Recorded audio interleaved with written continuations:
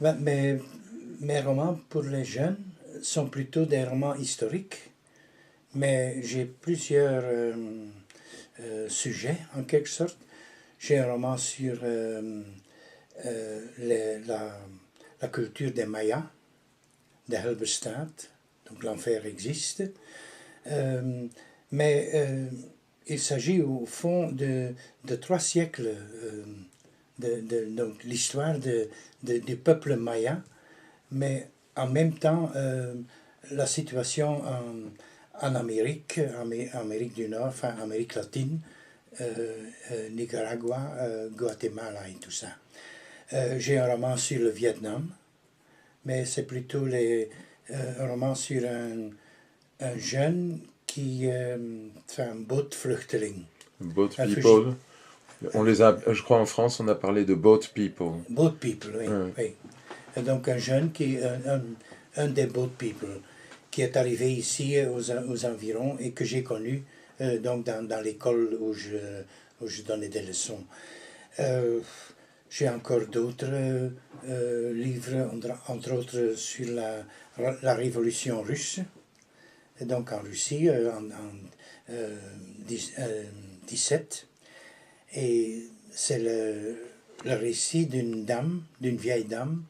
Enfin, à ce moment-là, elle était vieille, mais euh, elle, est, elle s'est enfuie de la Russie quand elle n'était que 5 ans, Quand elle n'avait que 5 ans. avec sa mère et avec un Flamand qui était fugitif à Saint-Pétersbourg.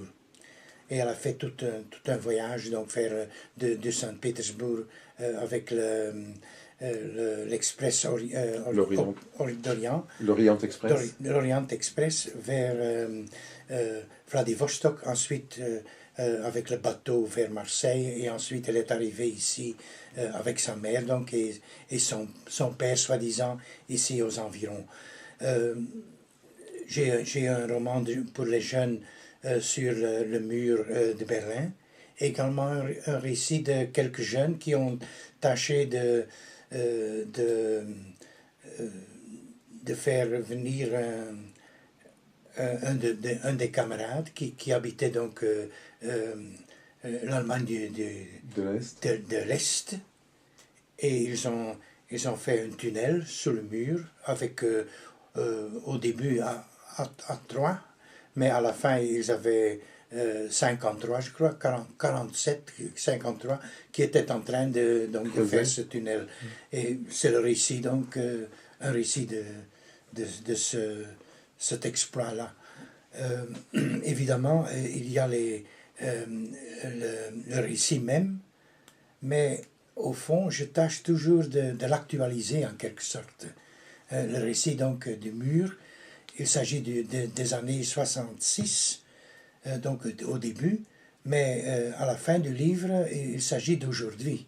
Donc tous ces jeunes sont devenus des hommes adultes, disons.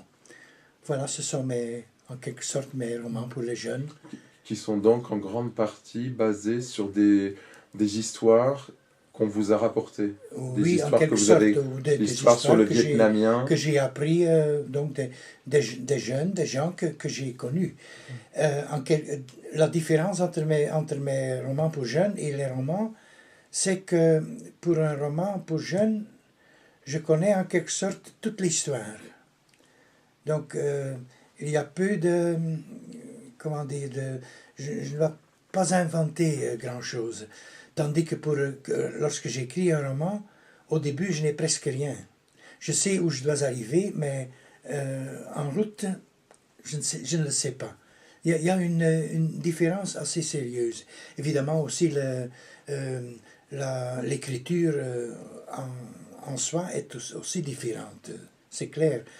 Mais du fond, quant à la psychologie et tout ça, c'est à peu près la même chose. Oui.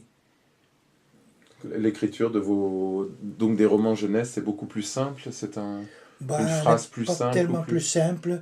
Évidemment, je n'écris pas de longues phrases. Euh, le vocabulaire est plus... Enfin, pas plus simple, pas tellement, car j'écris pour des gens disons, de 15 ans. 14-15 ans.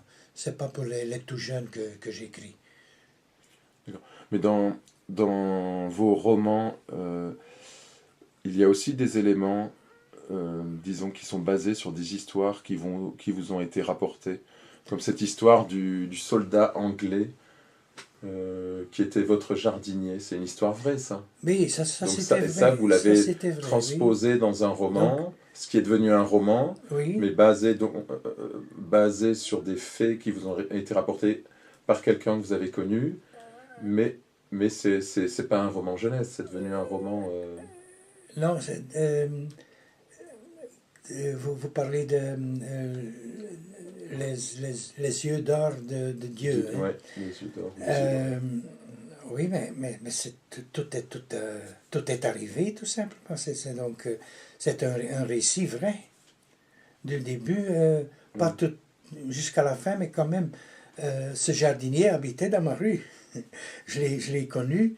Il m'a raconté ici, à la maison, ce récit, ce qui est arrivé à la toute dernière heure de la Première Guerre mondiale. Oui. Donc la dernière nuit de la Première Guerre mondiale. À 11 heures, le 17 octobre 1918. Donc ce qui est arrivé près de Valenciennes, je crois. À Valenciennes, oui. Donc un groupe, je sais pas, que c'était un régiment, je crois, d'Anglais qui voulaient entrer dans un village. Ils envoient donc comment dire, un officier avec quelques soldats doivent en aller contrôler. Oui. Ils trouvent un soldat, un officier allemand mourant. Celui-là dit, les Allemands sont partis. Donc tout le régiment entre dans le village et tout à coup ils ont été mitraillés de toutes parts.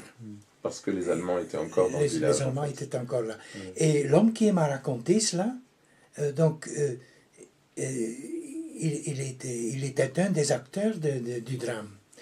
Et en même temps, je connaissais ce récit à cause d'un poème d'un poète allemand, anglais, d'un poète anglais, Herbert Reed, qui raconte donc cette histoire.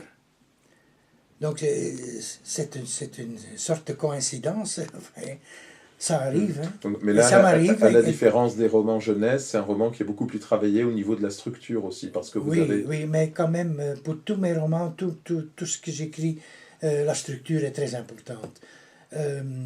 Comment dire, les personnages, la psychologie et tout ça, ça m'a réussi. Donc je peux écrire d'un garçon disons de 8 ans ou d'une vieille femme de 90 ans.